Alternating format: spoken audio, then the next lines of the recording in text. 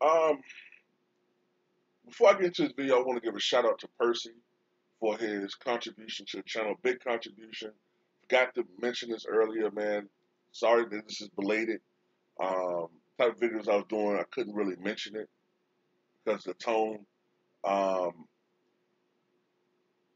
Percy's becoming a frequent contributor to his channel. He's a supporter of both YouTube and the Patreon. So much respect to him. Much respect to everybody that supports me on both forums. If you're not subscribed to Patreon, if you're interested in it, you could do so on the link in the description box below. The other two links are for donations if you choose to donate to the channel. But on the Patreon, which I'm going to do a couple videos a day on, there's probably already 300 videos up there. I've been uploading since last July. It's only $2 per month to upload, to subscribe to the Patreon. I keep it at a very low rate because I know what's going on right now out there. You know what I'm saying? We're still struggling as a country to come back from this situation. Um, the difference between the Patreon and on YouTube is that on the Patreon, I pretty much say whatever I want to say. You know what I'm saying? I don't have to watch my language. I don't have to speak in code. I don't have to limit the subject matter that I'm talking about on the Patreon. So to me, it's more than worth subscribing to the Patreon. You know what I'm saying? Also, I want to give a shout out to Ticket TV. He has a Patreon. The brother 78 is my brother. He got a Patreon, and the brother LB he has a Patreon as well. So check out their YouTube channels and their Patreon. Now let me get to the Steve Kerr situation, right? Because it needs to be said, and haters be damned. And by the way, I'm gonna have to block a particular person because I found out that they are a piece of shit. That they go around talking shit about me and other people in the LDBC, but they come over here and grin in my face and act like they're cool with me. So I got to block that person.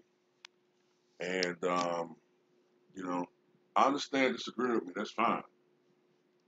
But, you know what I'm saying? When you go on other people's channels and you try to cause confusion and dissent, you're a fucked up person. You know what I'm saying? Why the fuck are you sub to me if you don't fuck with me? Now I'm starting to think that this person is one of those person that thumbs my video down on the sneak, act like they cool with me and shit. So I'm gonna have to block that particular commenter who I've known him as a commenter for years. I didn't even know he was like that. You know what I'm saying? But it is what it is. And let me start talking about Steve Kerr. Look, Steve Kerr's a nice guy. He appears to be a nice guy. He uh, he had a, a decent NBA career. Played 15 years. He's the all-time leader in three-point percentage. I respect his ability to knock down the open three. He hit some big shots in his career. He did. He was a clutch player. He was a good role player. Okay. Whether you're talking about him with the Chicago Bulls or his stint with the Spurs, you know, he won 5 championships. Okay. But see, Steve Kerr is an example of how a championship can exaggerate a player's overall greatness or the, how great they are perceived to be. Nobody in their right minds who actually watched both of these guys play would believe that Mark Jackson is an inferior player to Steve Kerr, nor would they believe that Steve Kerr has a superior grasp of the game of basketball itself.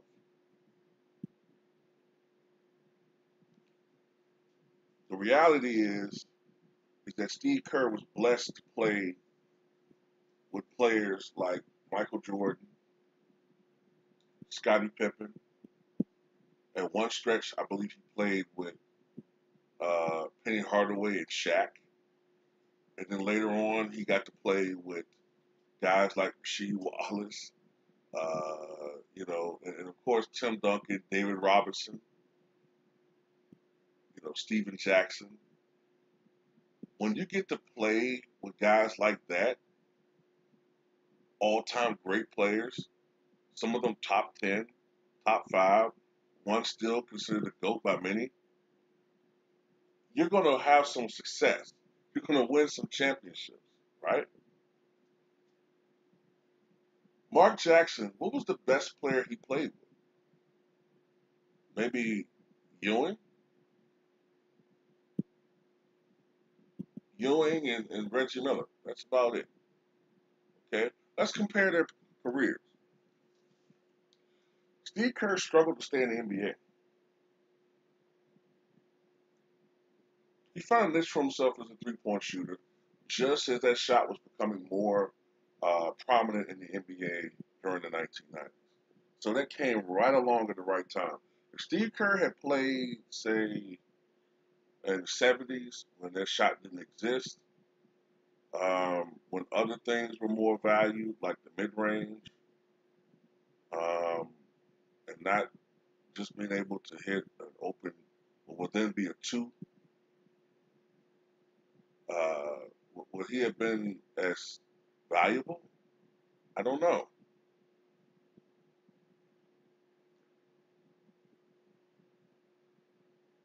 And he never was a starter. Mark Jackson was the Rookie of the Year, 87, 88, I believe. I think his stat line that season was something like, and bear with me because I might be have his numbers off, but I want to say he averaged something like, was it 13 points, 7 assists, uh, over 2 steals a game, or was it more like 15 points? It was a pretty good stat line. I remember that, and he made that Knicks team better. That Knicks team better, by the way. It's mighty funny that right around the time of Mark Jackson's arrival in that late '80s period, that's when you saw the Knicks go from being a team that always missed the playoffs to a team that at least was getting to the first or second round of playoffs, right? Then remember, Mark Jackson was on that Clipper team when Larry Brown was there. That one team in the '90s that went to the playoffs. Mark Jackson was there. And then when you think about this, when Mark Jackson was with the Pacers, after he left the Clippers, didn't you see a turnaround with them where they were getting all the way to the Eastern Conference Finals against Orlando? You know what I'm saying? They were a perennial playoff team. And then after he got traded, they weren't really that good anymore. And then when Mark Jackson came back from Denver, they went 58-24 the 97-98 season and took the Bulls to the limit. Almost went to the NBA Finals. Wherever Mark Jackson went, he improved that team. Now, he's not Jason Kidd level talent. He's not quite a Hall of Famer. But he's right under that. You know what I'm saying? And you can always tell that Mark Jackson understood the game of basketball. If you just watch, listen, just watch him play. Listen to him talk. He understands the game of basketball. Sometimes he says some hyperbolic shit, but for the most part, he's a superior analyst. Steve Kerr was not even a really good analyst, which is often the way you can understand how if a guy knows the game of basketball. Avery Johnson was not a great player, but he understood the game of basketball. Just listen to him. Mark Jackson changed the perception of the Golden State Warriors, in my opinion. Mark Jackson, before he got there, for the most part, Golden State was seen as a losing franchise, like a organization most players did not really want to go to. Yeah, the 2007 Warriors had their run, but from the TMC years in the early '90s until when Mark Jackson arrived, for the most part, the Warriors were a bad team. And I'm talking about, you know, the Latrell Sprewell era, what was the guy named? The Andre Bevins Bedrins, whatever his name was, era, most of the 2000s, almost all the 2000s, they were a terrible team, ridiculed for the most part, except for that one run. Then comes Mark Jackson, and most people, if you remember at that time when he became the coach of the Warriors, they thought it was crazy to do that. You know, why would you give up that cushy analyst job to go coach this terrible franchise? And look what he was able to construct in a matter of years. That's a team that went from being terrible to a 36 and 46 team, or 36 and 46 team, excuse me, to a 47 and 35 team, to a 51 and 31 team that is going toe to toe with the Spurs in the playoffs. Now all of a sudden they're a pretty good team. Then they get some other pieces. They get rid of, you know, they get rid of what's his name, the two guard. I always forget his name sometimes, and get Klay Thompson. You know, Mark Jackson made that team, man, and then for whatever reason, they just got rid of him. Apparently, it's because of his religious views, which I thought in this country you're supposed to be able to believe whatever you want to believe.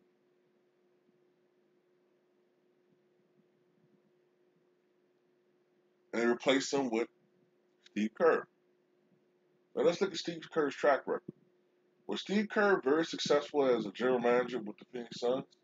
Nope. During his tenure, you saw a decline with the Phoenix Suns. But nobody brings that up. Then he miraculously gets this job. Like I said, man, look, if you have a loaded team, you're going to win games.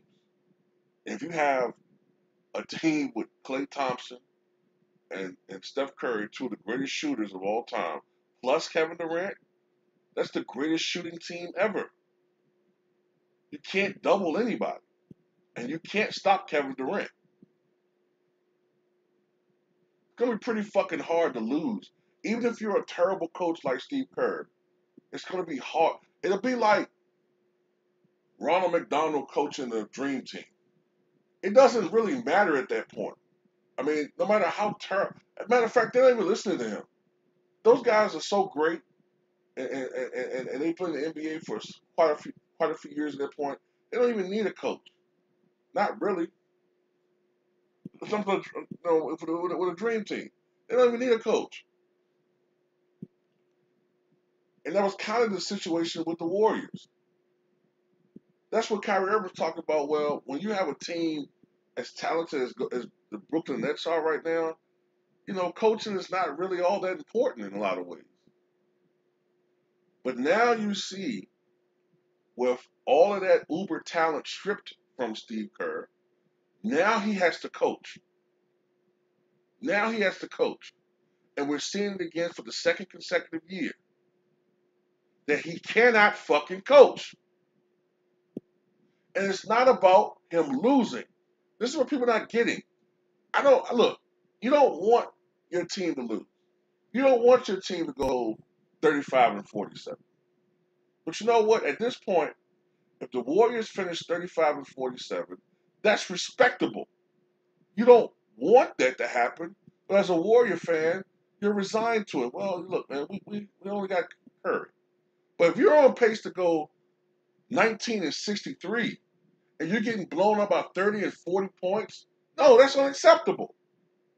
Especially considering the fact that supposedly some morons have Kerr as a top 5 all-time coach, which is ridiculous.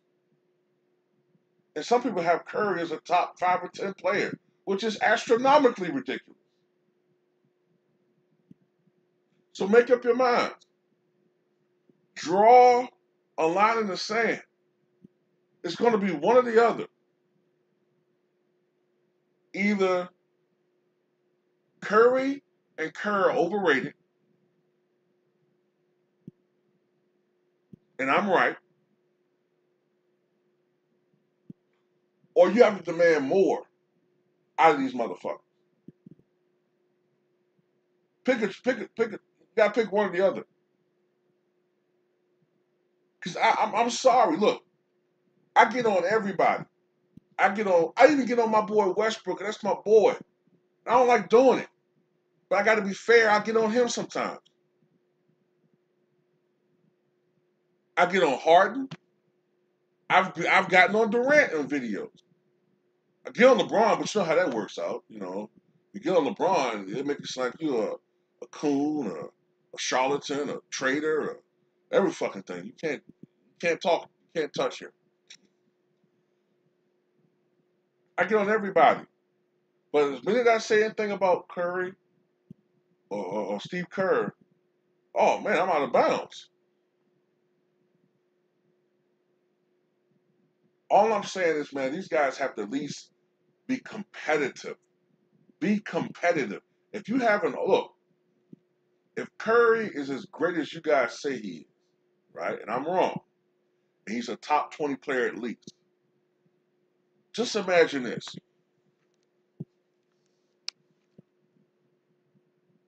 Charles Barkley, who I'm starting to notice is slipping in some people's estimation, which I don't understand. Because I have him just about top 20, just outside my top 20 now. Charles Barkley carried some of the worst rosters ever in Philly. Ever. Like, it was one year he almost won the league MVP over Magic Johnson, just based off the strength of his year. I think it was 89-90. I think they went 53-29 that year. And that was amazing considering that roster. The best player he played with in his Philly career was Hershey Hawkins. That's saying something. That's the best player that Charles Barkley played with. And they won 53 fucking games. That's what you call carrying a franchise. Allen Iverson, we always talk about the 2001 season. Allen Iverson, on his little 6-foot frame, 165-pound frame, carried that team to the NBA Finals with one of the greatest runs that you'll ever see in the NBA history of the NBA playoffs.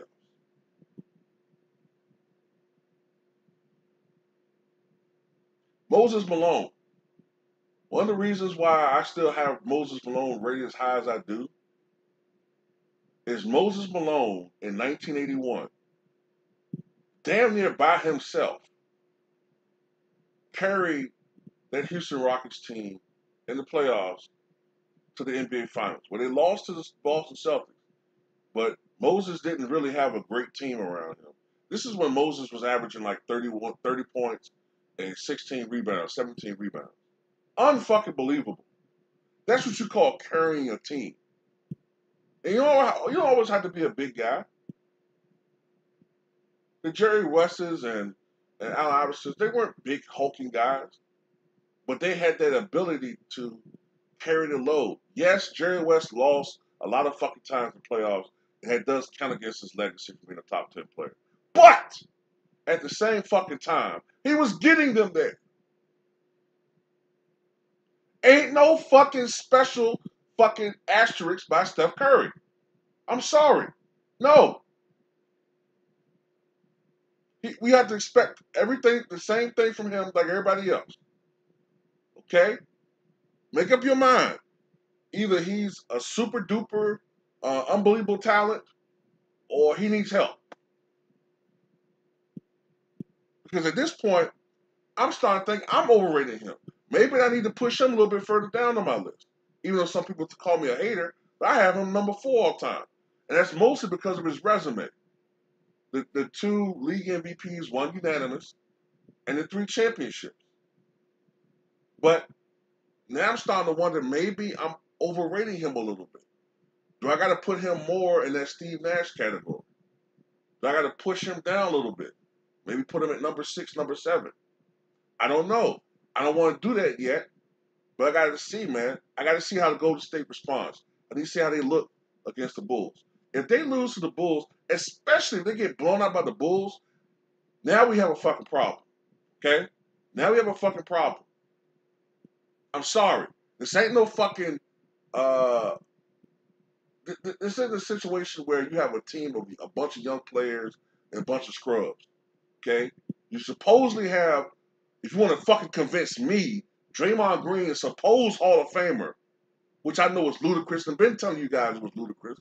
You got fucking Andrew Wiggins, a guy that people on the media once compared to Tracy McGrady.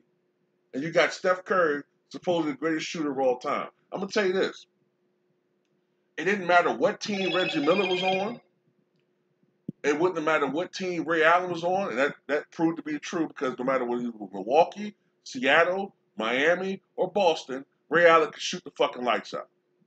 It didn't matter who was around Reggie Miller, whether it was the Chuck Persons or the Rick Smiths or the Detlef Shrimps or later on the Travis Best or Mark Jackson. It didn't matter who the fuck was around Reggie Miller. He could shoot the fucking ball.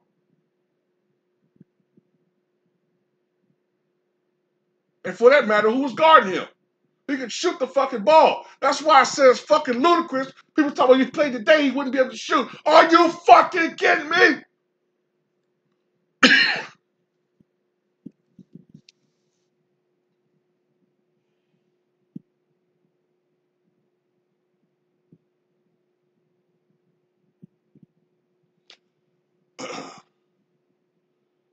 I I have switched up my style a lot over the last couple of years because some people have accused me of being like, a little bit too harsh on some of these players. But I'm not doing that anymore. Okay. Um, this year I'm going to speak my mind 100% on here. Okay. I'm not trying to be. I'm always going to be objective. But if I feel a certain type of way, I'm gonna say it. Okay. Curry got to step up. He's a superstar, right? Not just a mere all-star.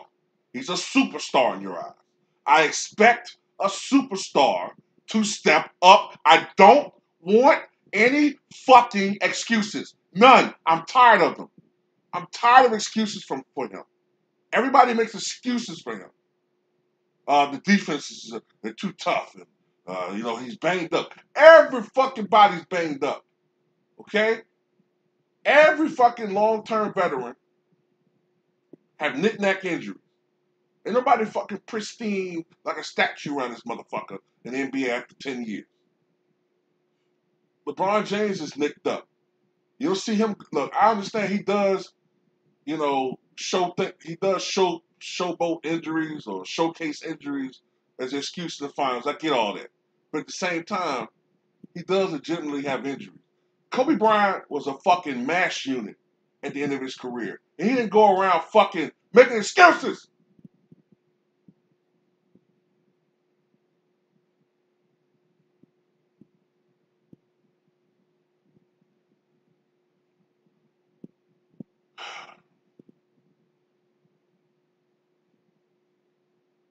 They need to fucking play. They need to show up, man. That's it. They need to show up. The Warriors need to show up and compete. That's it. Compete. You might lose, okay? But compete. Curry, your team needs you to step up now, okay? You can't be that same passive guy like you miss 3-4 shots in a row and you fall. No, motherfucker, you got to, nigga. If you, man, I'm about to say something, man. Fuck that. I ain't gonna say that. I don't want to be disrespectful. But man, fuck it. I'm gonna say it, nigga. If you even gotta do a seance to have Kobe temporarily take over your body, nigga, do something, something to get some fire in your ass.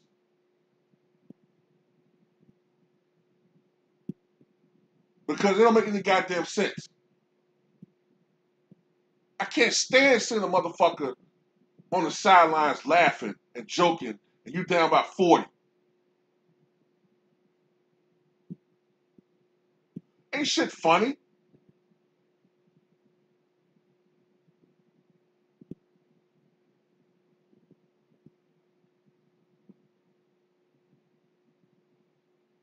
But back to Steve Kerr, though. Kerr is the one, to me, that's really on the hot seat. He should be. He should be the one on the hot seat.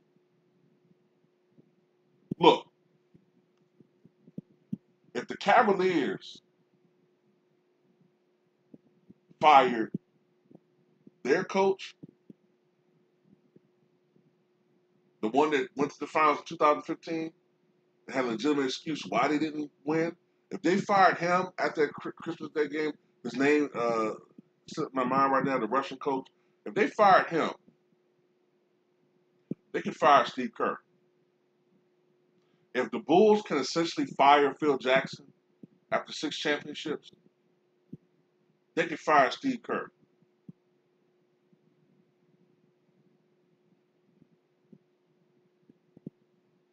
Warrior fans deserve better than this. Okay? They deserve better than this. Not saying they gotta be a championship team. That's not what I'm saying. People don't listen. They just need to compete. Okay? Go out there and compete. Play harder.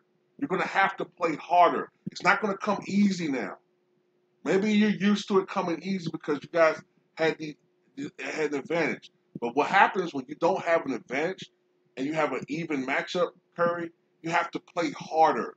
You have to try harder. Okay, you can't be on cruise control when you don't have a superstar lineup. You can't be on cruise control and think, oh, all I gotta do is just, if we get a little trouble, I hit a couple threes here or there, and I can front work my way to a championship. Nope. You gotta try, nigga. You gotta really go out there and honestly play on both ends of the court too. No, you don't like playing on the other end, but the media says, oh, he's a little guy. He's a little guy. He can't really do all that. He can't do all that heavy lifting. He's looking injured. Well, if that's the case, why y'all got him ranked so high? Why y'all got him ranked ahead of Kevin Durant, some of these other players? So that's it, man.